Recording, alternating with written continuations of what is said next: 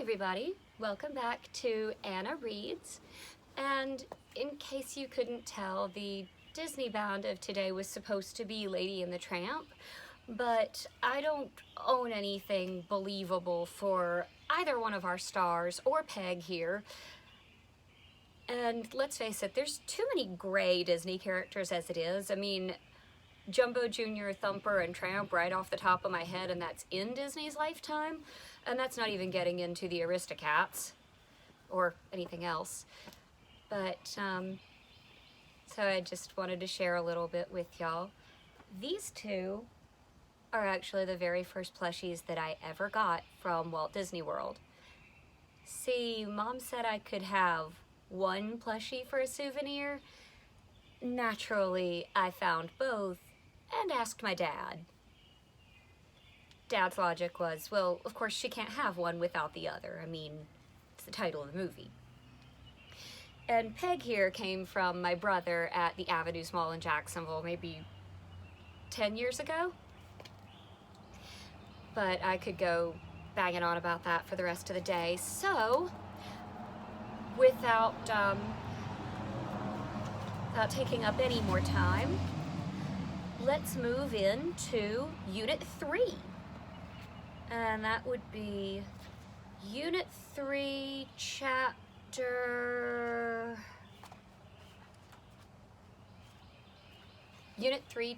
9 of Walt Disney, an American Original by Bob Thomas. Nope, we did 9 yesterday. We totally did 9 yesterday. I see that. So we're on Unit 3, Chapter 10, excuse me. By 1934, Walt was employing a dozen story and gag men, 40 animators, 45 assistant animators, 30 inkers and painters, and a 24-piece orchestra, plus camera operators, electricians, soundmen, and other technicians. In the 6 years since the loss of Oswald the Rabbit, the Disney staff had grown from 6 to 187. The turnover in creative personnel was high. Because Burt Gillette was credited as director of Three Little Pigs, he was quickly hired away by another studio. The major studios recognized from the Disney examples that gold could be mined from short cartoons, and they began making their own. One cartoon producer made a habit of luring away Disney artists after each Disney success. "Let Disney win the awards and train the artists," said the rival. "I'll hire them away and make the money." It was a logical plot, but it somehow failed in execution. The rival's cartoons could never match the Disney quality, and I love that Bob Thomas does not name this rival. I have a couple of guesses, but I'll keep those to myself. The nation still hadn't escaped the Depression, and new young artists were easy to find. Within the space of 2 or 3 years, Walt hired the animators who, along with Les Clark, were to form his basic crew for decades to come. Milt Kahl, Frank Thomas, Mark Davis, Wooly Reitherman, Eric Larson, John Lounsbury, Ward Kimball, and Ollie Johnston. All came to Disney with little or no knowledge of animation. Walt wanted to shorten the apprentice period and prepare the newcomers and the studio veterans who were willing to learn for the challenges he was envisioning.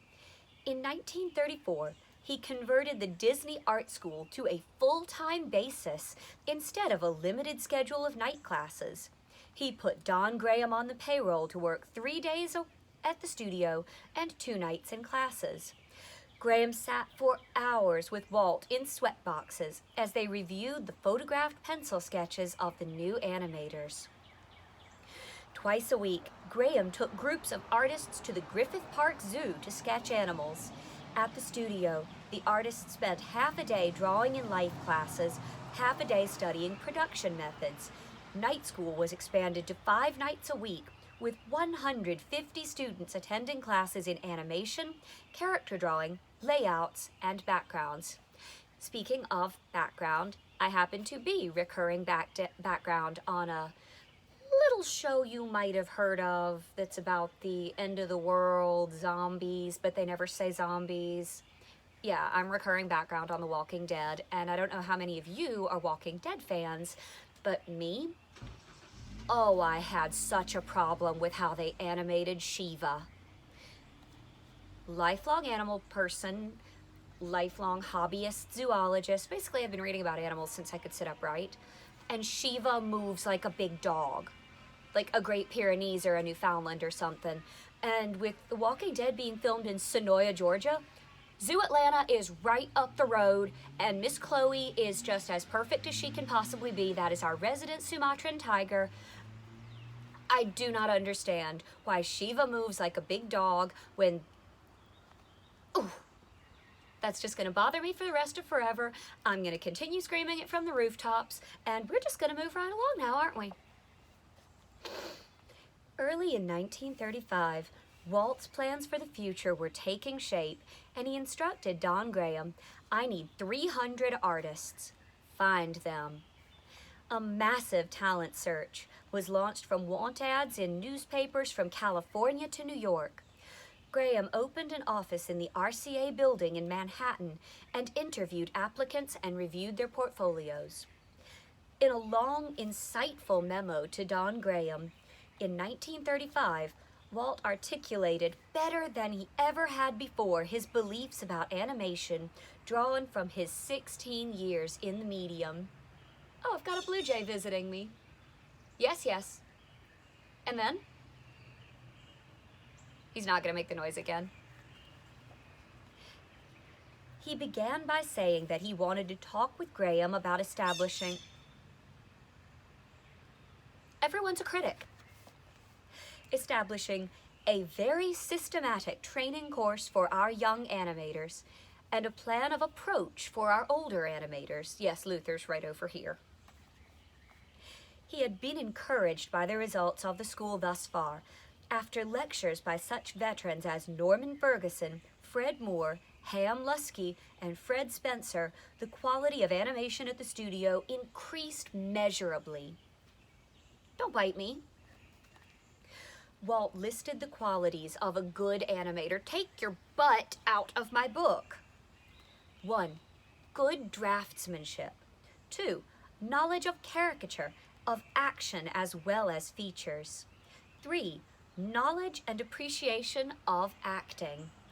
4. Ability to think up gags and put over gags. And what do you want? This blue jay is just being relentless. 5. Knowledge of story construction and audience values. 6. Knowledge and understanding of all the mechanical and detailed routine involved in his work, in order that he may be able to apply his other techniques without becoming tied in a knot by lack of technique along those lines. Walt was convinced that a scientific approach to the art of animation could be achieved. Then he discoursed on his own conclusions about animation. Block quote. Oh, this is a long block quote. The first duty of the cartoon is not to picture or duplicate real action or things as they actually happen, but to give a caricature of life and action, to picture on the screen things that have run through the imagination of the audience, to bring to life dream fantasies and imaginative fancies that we have all thought of during our lives or have had pictured to us in various forms during our lives. Also, to caricature things of life as it is today, or make fantasies of things we think of today. A good many of the men misinterpret the idea of studying the actual motion. They think it is our purpose merely to duplicate these things. This misconception should be cleared up for all.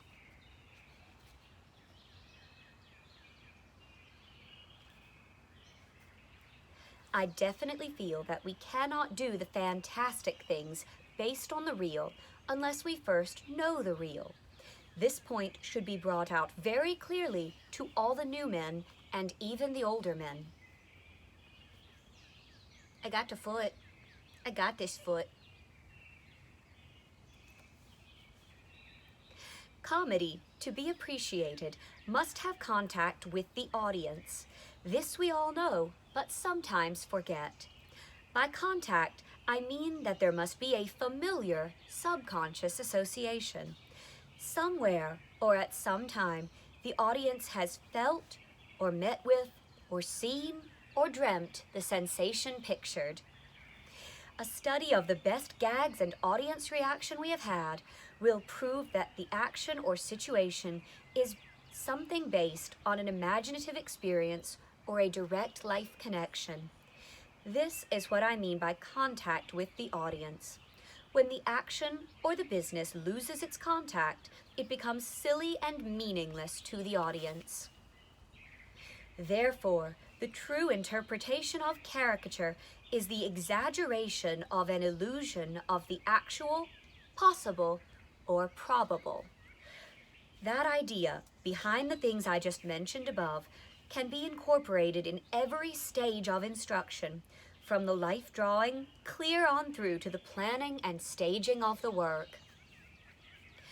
I have often wondered why, in your life drawing class, you don't have your men look at the model and draw a caricature of the model, rather than an actual sketch, but instruct them to draw the caricature in good form, basing it on the actual model.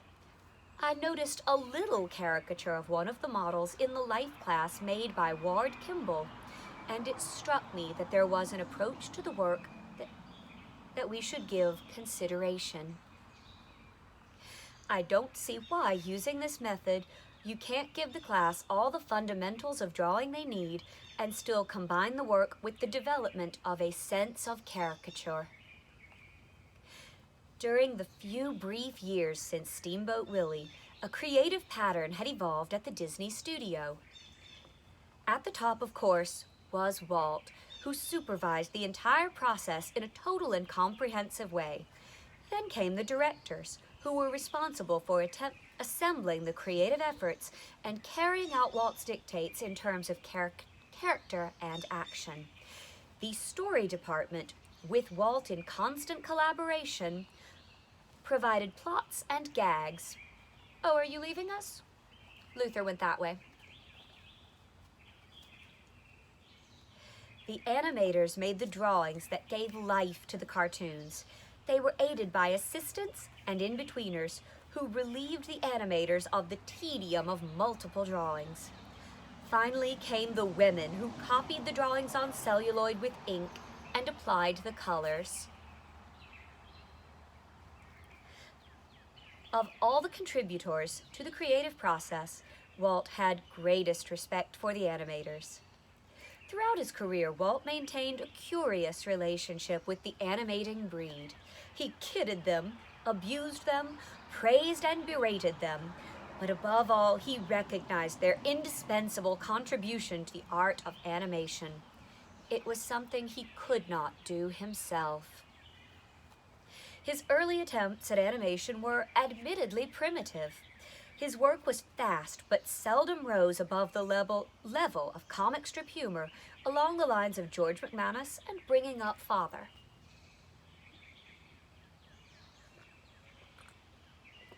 Given it's barely noon, I have juice, of course. His relationship with animators formed an abiding pattern. The cough was an important part of it.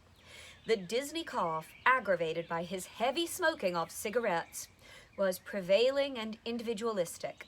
It could be heard down the corridors of the Hyperion studio, and later at Burbank, and it announced his presence, passing or imminent. For the lazy, the cough could inspire terror. Others, surer of their accomplishments, found it reassuring. It meant that their work might be reviewed and perhaps approved. The cough, his animators were sure, was a courtesy to them. It sounded Walt's impending arrival, and although he ran the studio and paid their salaries, he respected their privacy and would not barge into their offices unannounced. But Walt didn't mean the cough to summon his workers to attendance for his arrival. He was irritated when he entered an office to find the artists had hurried to their desks after hearing them. "I don't care if you're loafing," he said angrily. "Everybody gets tired. If you feel stale, get some fresh air, but don't let me catch you jumping back to your desks." Another Disney pattern, the drumming fingers. I've picked this one up myself, and I'm not quite sure independently at that. Walt's fingers were expressive and forever moving. He also made eloquent use of his hands while he was describing a cartoon plot to an animator or even a casual audience. He had an artist's fingers, narrow and pliant, and hence he was good at making things. His animators learnt that the fingers acted as a device to reveal his degree of approval or annoyance. If Walt was engrossed with the action on the screen in a sweatbox, his fingers would be motionless. If his interest started to drift, he began to drum on the arm of his chair. Animators listened for the sound, and if the drumming became a tattoo, they knew they would be sent back to their drawing boards. There could be no doubt that Walt Disney was the boss. He enjoyed the position, and he enforced it. A Disney favorite was Roy Williams, a zany... I missed a sentence, excuse me. But he could be tolerant of the foibles of his artists. A Disney favorite was Roy Williams, a zany, roly-poly gag man who had arrived at the studio in 1930. One day, Williams found that his salary had been reduced by a director because of his tardiness. Williams rigged a bucket on a door, and the director was splashed with water. I didn't know anyone ever did that in real life. The director stormed into Walt's office and demanded that Williams be fired. "That's a personal business between you and Roy," Walt replied. "Now get the hell out of here. You're getting my carpet all wet." Another Disney favorite was Norman Ferguson. He was an animating natural, an artist whose knack of capturing character comedy helped make Pluto one of the most durable of the Disney stars. Walt feared that Ferguson's genius would be blurred in the copying of the drawings by his assistant, Nick George. To prevent that, Walt turned over a wastebasket and sat on it next to George's desk. "Now don't get it too polished, Nick," Walt instructed as George did his copying. "Keep that rough quality of Fergie's." Ferguson could turn out up to 40 feet of animation a day. The average was 10 to 15. And he knew his worth. He asked Walt to pay him $300 a week. "But that's as much as I'm getting, Fergie," Walt protested. But he agreed to pay Ferguson $300 a week. Walt seldom surveyed his animators' work while they were creating. He understood the fragile nature of the creative process, and he wouldn't intrude. But there was nothing to stop him after the animator had left for the day. Walt's nighttime visits to the offices became legendary, and animators often left their best work on the drawing table overnight, anticipating that Walt would inspect it. But sometimes they arrived in the morning to find crumpled sheets of paper, rescued from wastebaskets, and pinned to a storyboard with a quotation in the unmistakable Disney script, "Quit throwing the good stuff away." Good Lord, that was a short chapter.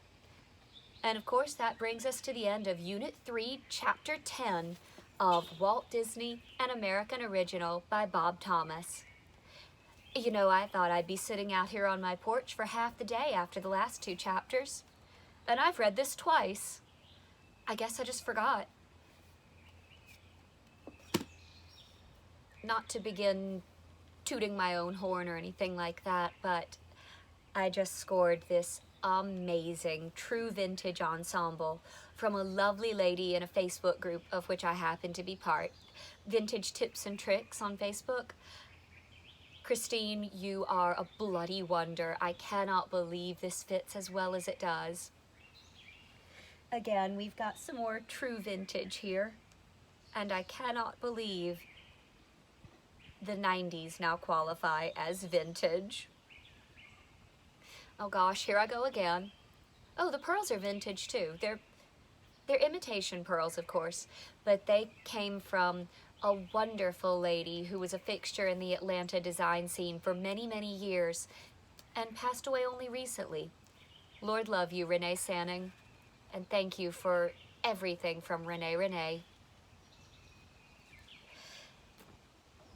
You know, I at this point, I think this might go without saying, but the COVID-19 pandemic goes on, so does self-quarantine, and I'm sure we're all going out of our skulls. I know I am.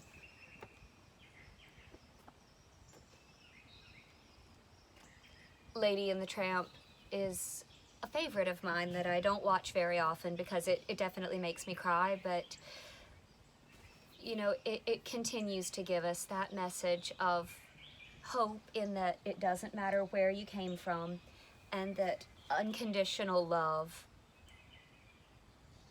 has this tendency to turn things out right in the end. Well,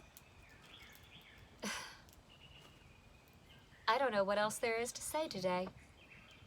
Enjoy the shorter video, and I look forward to tomorrow with Sleeping Beauty.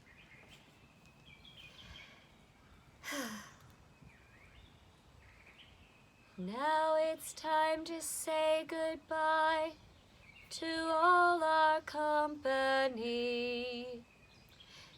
M-I-C, see you real soon.